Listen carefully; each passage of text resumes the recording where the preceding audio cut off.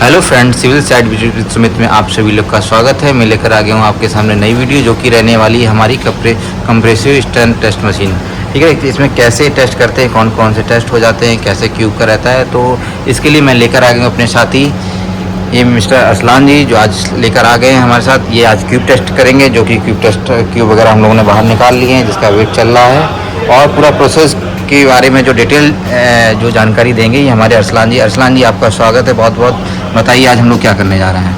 Ji thank you so much Sumit ji, आपने मुझे ये अपॉर्चुनिटी दी कि मैं एक्सप्लेन कर सकूं कि कंप्रेसिव स्ट्रेंथ ऑफ कंक्रीट कैसे निकालते हैं, तो कैसे उसको डिटरमाइन करते हैं।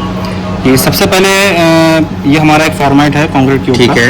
ठीक है, ये डिफरेंट ग्रेड ऑफ कंक्रीट होते हैं, जैसे M20 है, M25 है, M30 है। आप इसको बता सकते हैं, मैं इसको इसमें स्क्रीन में ले रहा हूँ, तो आप इसमें बता सकते हैं। सबसे पहले यहाँ पे ग्रेड ऑफ कंक्रीट हमारा ग्रेड है M20। ठीक है, ठीक है, और हमारा जो है ये 7 डेज़ की टेस्टिंग हम परफॉर्म करने वाले हैं। ठीक है, 7 डेज़ की टेस्टिंग में हम सबसे पहले कंक्रीट क्यूब जो हमारा होता है उसको हम क्योरिंग टैंक से निकालते हैं। क्योरिंग टैंक से निकालने के बाद उसको SSD कंडीशन में जब अब वो आ जाता है, फिर हम उसको वेइंग मशीन से वेट कर लेते हैं। जी, जैसे कि आप देखिए ये सबसे पहला क्यूब हमारा ये वेट आ गया, इसका वेट है जी 8.610। तो यहाँ पे जैसा कि लिखा हुआ है, आप जैसा कि फॉर्मेट में देख सकते हैं 8610। ये नेक्स्ट आ गया हमारा 8.25। दूसरा क्यूब है, इसका हमारा वेट आया है 8285। Okay, and the last one, इसका हमें वेट मिला है 8430। ओके, ये हमारा वेट कंप्लीट हो गया क्यूब का। अब हम CTM पे आते हैं, इसको ज़रा ऑन करना। ये हमारी CTM मशीन है। ओके, कंप्रेशन टेस्टिंग मशीन इसको बोलते हैं। इसकी हमारी जो अभी कैपेसिटी है इसकी 2000 किलो न्यूटन है, यानी इसका जो लोड है वो 2000 किलो न्यूटन तक जा सकता है। तो अब हम इसको चेक करने वाले हैं। इससे पहले मैं आप एक जानकारी देना चाहता हूँ। As per IS Indian standard 516। Okay, ये जो IS कोड जो ऊपर लिखा हुआ है, ये IS कोड, इसमें दो अरसलान जी ये जानना चाहिए, इसमें दो IS कोड लिखे हैं। एक IS कोड की टेस्टिंग का परफॉर्म करने का है, और एक IS कोड CTM मशीन के लिए है। ओके, ठीक है, as per IS 516 Indian standard में जो हमारा IS है उसमें 516 के अकॉर्डिंग जी जो 150 mm by 150 mm by 150 mm जो क्यूब मोल्ड होता है, जैसा कि हमने अभी जो क्यूब आपको वेट कराया है, जो दिखाया है, वो हमारा 150 mm by 150 mm by 150 mm cube होता है।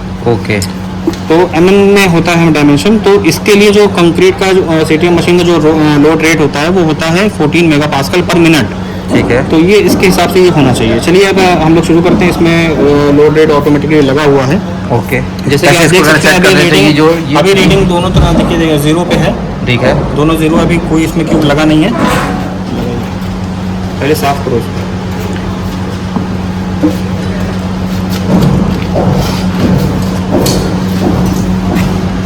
जो CTM की जो प्लेट्स हैं उसको ध्यान रखना है हमको कि सबसे पहले वो साफ़ होनी चाहिए, क्लीन होनी चाहिए, ताकि लोड उस पर इक्वली दिया जा सके, डिस्ट्रीब्यूट हो जाए जब भी हम उसे लोड अप्लाइड करेंगे।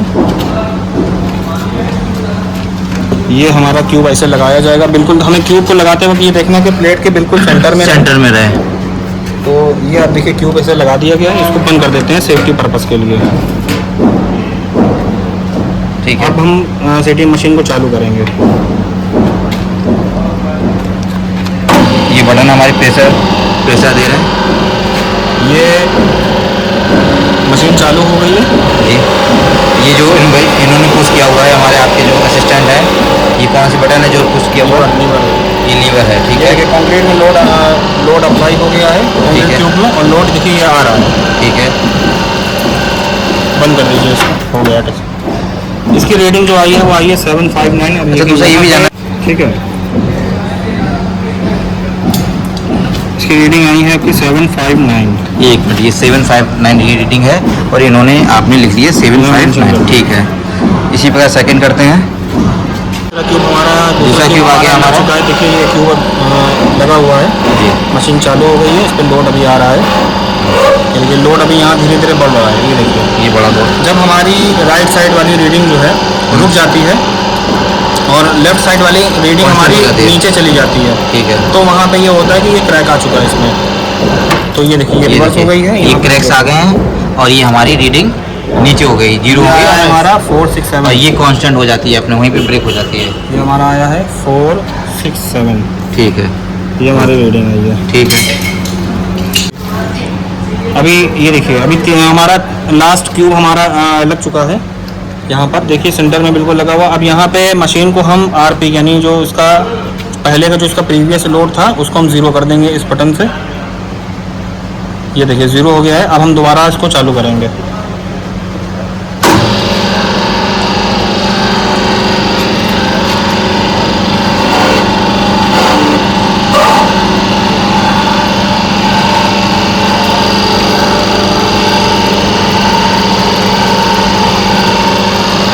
ये देखिए रीडिंग यहाँ पे रुक गई है और ये माइनस होने लगी है, यानी कि ये इसका आ गया है रोड। मशीन बंद कर दिया हमने।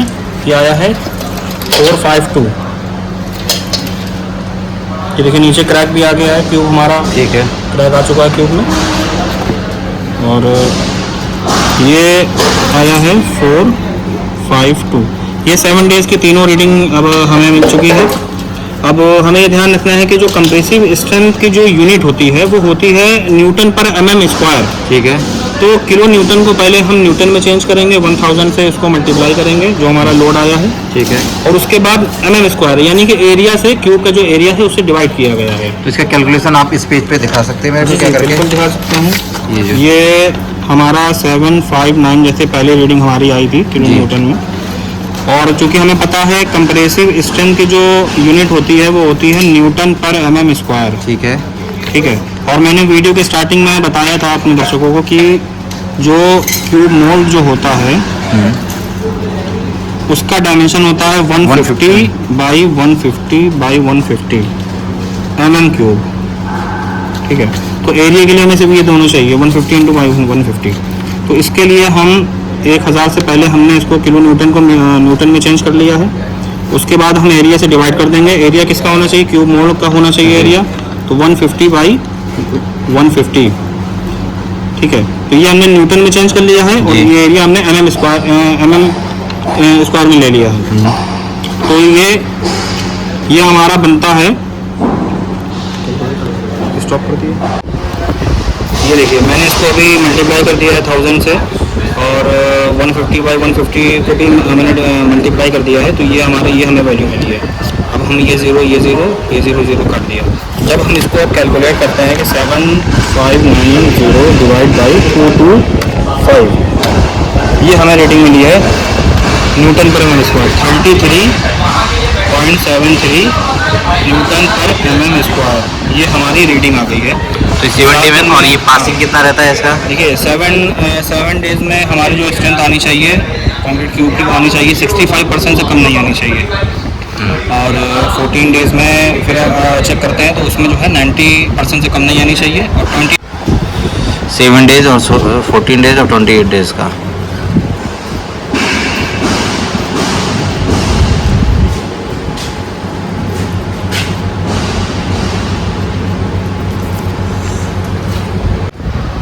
ये देखिए फ्रेंड्स आप जैसा देख सकते हैं कि सबसे पहले जो रीडिंग आई है वो आई है 33.73 न्यूटन पर mm स्क्वायर। सेकंड लोड हमें मिला है 20.76 न्यूटन पर mm स्क्वायर। और जो लास्ट वन है वो हमें मिला है 20.09 न्यूटन पर mm स्क्वायर। अब यहाँ पे हम देख सकते हैं कि ये जो हमें पहली रीडिंग जो मिली है कैलकुलेशन के बाद ये हमको मिली है 33.73। तो ये हमें जो रीडिंग मिली है ये एब्सोल्यूट रीडिंग है, यानी कि 7 डेज़ के हिसाब से जो हमारा वेरिएशन आ रहा है वो ±15% से ज़्यादा नहीं आना चाहिए कंक्रीट क्यूब्स में। तो अब ये जो एब्सोल्यूट रीडिंग आई है इसको हम देखने के लिए क्रॉस चेक करने के लिए अब हम NDT की तरफ जाएंगे जिसे नॉन डिस्ट्रक्टिव टेस्ट बोलते हैं। और अगर ये हमारा जो है NDT की तरफ तब जाएंगे जब हमें ये 28 डेज तक इसका वेट करेंगे। अगर हमें इतनी रेटिंग मिलती है बाकी क्यूब्स में जो हमारे 20 डेज के लिए वेटिंग में है क्यूरिंग टाइम में अभी क्योर हो रहे हैं प्रॉपर, अगर हमें मिल जाती है रेटिंग तो हम उस NDT तक नहीं जाएंगे NDT की तरफ। अगर हमें नहीं मिलती है तो फिर हम NDT की तरफ जाएंगे। अच्छा NDT नॉन क्या होता है? Non destructive test. अच्छा जैसे हमारा जो डिस्ट्रक्टिव टेस्ट कई तरह के होते हैं। उसमें रिबाउंड हैमर मशीन होती है, वो रिबाउंड हैमर से हो जाता है। ठीक है। और पल्स वेलोसिटी टेस्ट होता है और कोर कटर मेथड भी होता तो है। ये सारे साइड टेस्ट हो गए, हम इसको साइड पे जाके टेस्ट ये करते हैं। साइड पे जो हमारा स्ट्रक्चर, जो कंक्रीट स्ट्रक्चर होता है, इसमें हम जी। चेक करते हैं। ठीक है, तो अरसलान जी बहुत अच्छा लगा आपके साथ जुड़ने का, मिलने जी, का, thank और you। अगर समय मिलेगा तो दर्शकों को लेके आएंगे आपके बीच फिर से। जी जी ठीक। धन्यवाद।